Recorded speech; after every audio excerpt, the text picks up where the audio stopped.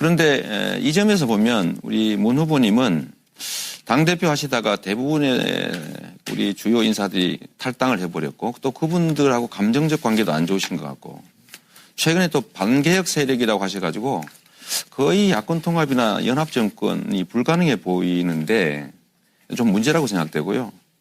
또 한 가지는 이거와 또 반대로 또 캠프에는 재벌의 우호적인 기득권자들 또 뭐 친박 뉴스, 악성 노조 발언하는 분들 다이빙벨 상영 방해 또 청경 동사 사건 관련자 등을 이런 기득권자들 대대적으로 끌어모으고 계십니다.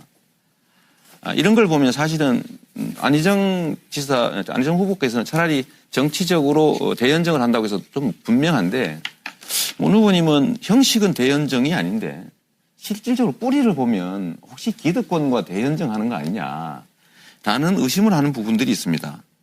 이렇게 되면 과연 앞으로 문재인의 정부는 과연 어떤 지향을 가질지 국민들이 의심이 되거나 걱정할 수 있지 않습니까? 좀 불안해서 어디로 갈지 모르지 않습니까? 최근에는 김광두와 김상조라고 하는 전혀 상반되는 인사를 또 동시에 영입하셔서 뭘 하시려고 하는 건가 좀 그런 생각이 들 수도 있을 것 같습니다. 우선 소연정은 저도 필요하다고 여러 번 말씀드렸고요. 지금은 같은 야권 정당이라 하더라도 서로 경쟁하는 관계죠. 아직은 이 소연정을 이야기하기가 이를 겁니다. 그러나 정권 교체가 이루어진다면 저는 충분히 소연정이 될 것이라고 생각을 하고요. 그리고 이 캠프 이 구성에 대해서는 지금 우리가 무슨 장관 인사청문회를 한다든지 고위공직자 인사청문회를 하는 것이 아니지 않습니까? 정권 교체가 필요하다고 생각하는 사람들이 정권 교체를 돕기 위해서 지금 오고 있는 것이죠. 네, 우리로서는 환영할 일이라고 그렇게 생각합니다. 문재인 후보님의 민주주의와 통합의 리더십에 대해서 많은 분들이 문제를 제기하고 있다. 그런 한 예로서 그동안 문재인 후보님이 대표로 계시던 과정에 많은 민주당의 정치인들이 당을 나가거나 최근에 김종인 대표까지의 당을 나가는 것에 대해서 어떻게 생각하십니까? 라고 여쭤봤더니 그분들 개혁에 반대해서 나갔다 이렇게 얘기하셨습니다. 어떤 개혁 쟁점에 반대가 붙어서 나갔다고 생각하십니까? 자, 우선 그때 그 과정은 우리 국민들 다 지켜보셨고 아마 여기 계신 분들도 다 잘 아실 거라고 생각하고요.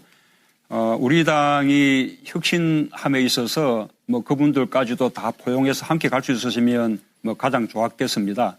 그렇게 못한 것은 저의 부족함도 크게 작용했겠죠. 그러나 우리 당의 그 혁신이라는 원칙을 지키기 위해서 그 과정에서 일어난 일이다라는 말씀을 드리고 가장 큰 쟁점이 무엇이었죠? 하나만 이 말씀에 크게 보자면 그렇게 일부가 나갔지만 또 반면에 더 많은 좋은 분들이 또 우리 당으로 들어오고 10만이 넘는 권리당원들이 또 들어오고 하면서 우리 당 훨씬 더 크고 건강한 정당 되지 않았습니까? 크게 보면 성공한 혁신이었지 않습니까? 예, 그 당시에 무엇 때문에 그렇게 서로 싸워서 나갔다고 생각하십니까? 무엇 가지고 싸웠죠, 그때?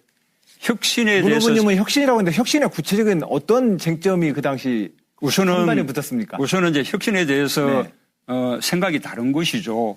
뿐만 아니라 과거의 기존에 우리가 청산하고자 하는 어떤 과거의 정치 관행, 예를 들면 공천도 밀실에서 적당하게 몫을 나누는 방식의 그런 식의 이제 어떤 정치 문화 이런 것을 우리가 끊어내고자 하는 그런 노력에 대해서 이런저런 이제 반대의 움직임들이 있었던 것이죠. 저는 그 당시에 그 개혁 당원 당규라고 하는 것이 그렇게 지난번에 우리 열린 우리당 때 당원 중심 정당으로 갈 거냐 그리고 공천제도를 어떻게 바꿀 거냐라는 그런 정도의 혁신안을 가지고 부딪힌 것도 아니었다고 저는 알고 있습니다.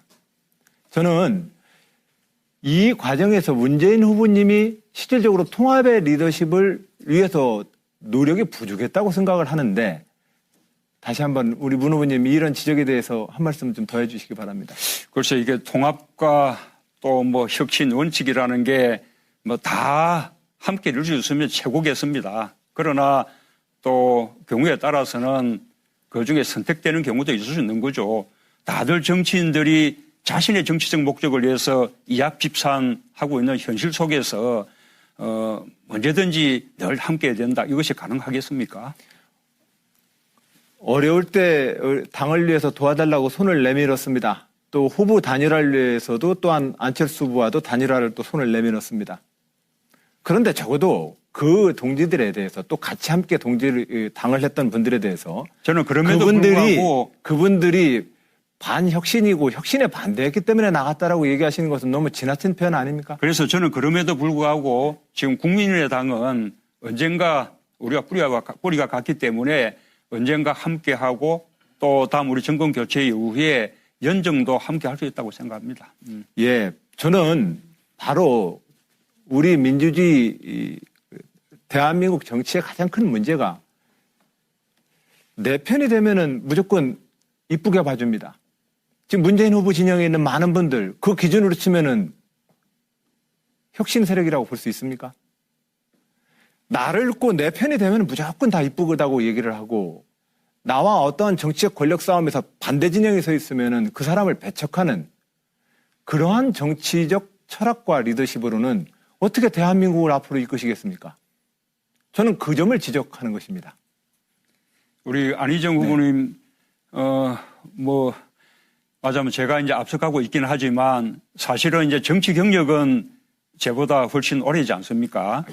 예, 우리 2002년도에 노무현 후보가 당의 후보가 되고 난 이후에도 오히려 당의 후보를 흔들어서 후보를 교체하려는 그런 움직임부터 시작해서 우리 당의 그 파란만장한 우여곡절을 많이 지켜보셨는데 지금 아까 그 단면 다 그런 연장선상에 있는 일들 아닙니까? 그렇게 그 과정에서 그렇게 문후보님 됐다가도 예. 다시 또 대의 앞에 다시 힘을 모으고 했던 것이 우리 야당의 역사죠. 저는 앞으로 정권 교체나 또는 저한테 시간을 좀만 주시겠습니까? 개혁의 예. 대회 속에서 다시 힘을 모을 수 있을 것이라고 생각합니다. 예, 앞으로 대한민국 차기 정부를 이끌어야 될 우리는 이 국가의 위기와 혼란을 좀 더 잘 이끌 그런 지도자가 되어야 되지 않겠습니까? 예, 함께 힘을 모았으면 합니다. 당의 정치인들이 당을 나가거나 최근에 김종인 대표까지의 당을 나가는 것에 대해서 어떻게 생각하십니까? 라고 여쭤봤더니 그분들 개혁에 반대해서 나갔다 이렇게 얘기하셨습니다. 어떤 개혁 쟁점에 반대가 붙어서 나갔다고 생각하십니까?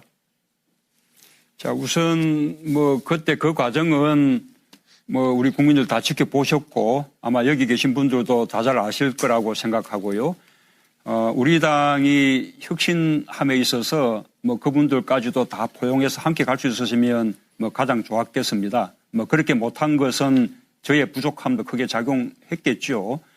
그러나 우리 당의 그 혁신이라는 원칙을 지키기 위해서 그 과정에서 일어난 일이다라는 말씀을 드리고 가장 큰 쟁점이 무엇이었죠? 하나만 이 말씀에 네. 크게 보자면 네. 그렇게 일부가 나갔지만 또 반면에 더 많은 좋은 분들이 또 우리 당으로 들어오고 10만이 넘는 권리당원들이 또 들어오고 하면서 우리 당 훨씬 더 크고 건강한 정당 되지 않았습니까?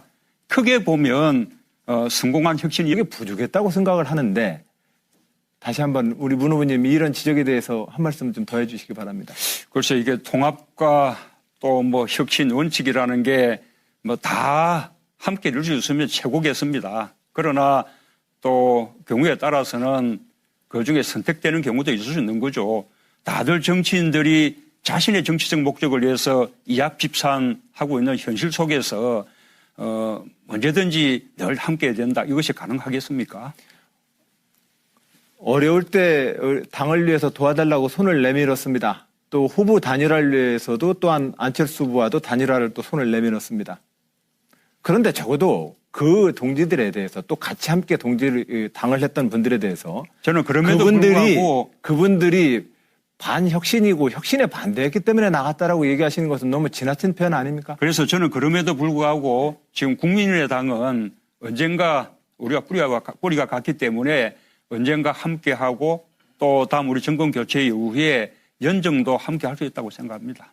예, 저는 바로 그렇지 않습니까? 예, 그 당시에 무엇 때문에 그렇게 서로 싸워서 나갔다고 생각하십니까? 무엇 가지고 싸웠죠, 그때? 혁신에 문 대해서 후보님은 혁신이라고 했는데 혁신의 구체적인 어떤 쟁점이 그 당시 선반에 붙었습니까? 우선은 이제 혁신에 대해서 네. 생각이 다른 것이죠.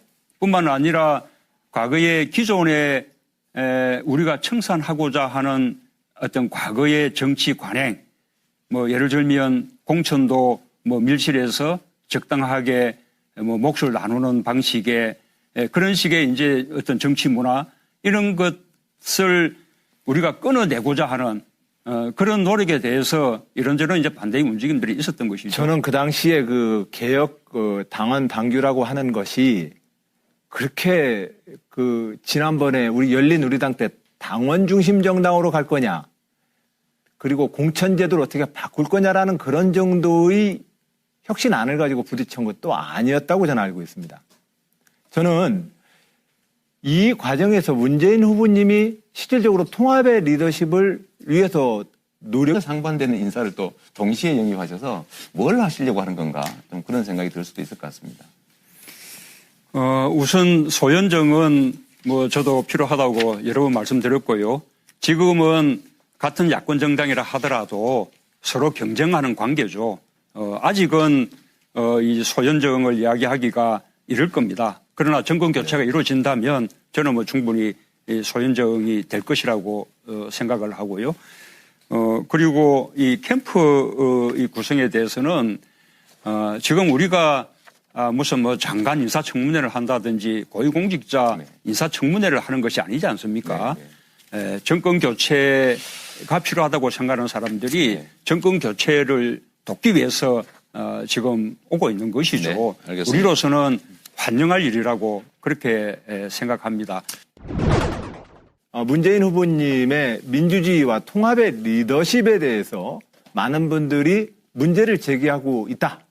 그런 한 예로서 그동안 문재인 후보님이 대표로 계시던 과정에 많은 민주당 그런데 이 점에서 보면 우리 문 후보님은 당대표 하시다가 대부분의 우리 주요 인사들이 탈당을 해버렸고 또 그분들하고 감정적 관계도 안 좋으신 것 같고 최근에 또 반개혁 세력이라고 하셔가지고 거의 야권 통합이나 연합 정권이 불가능해 보이는데 좀 문제라고 생각되고요. 또 한 가지는 이거와 또 반대로 또 캠프에는 재벌의 우호적인 기득권자들 또 뭐 친박 뉴스, 악성 노조 발언하는 분들 다이빙벨 뭐 상영 방해 또 청경 동사 사건 관련자 등을 이런 기득권자들 대대적으로 끌어모으고 계십니다. 이런 걸 보면 사실은 안희정 후보께서는 차라리 정치적으로 대연정을 한다고 해서 좀 분명한데 문 후보님은 형식은 대연정이 아닌데 실질적으로 뿌리를 보면 혹시 기득권과 대연정하는 거 아니냐 라는 의심을 하는 부분들이 있습니다. 이렇게 되면 과연 앞으로 문재인의 정부는 과연 어떤 지향을 가질지 국민들이 의심이 되거나 걱정할 수 있지 않습니까? 좀 불안해서 어디로 갈지 모르지 않습니까? 최근에는 김광두와 김상조라고 하는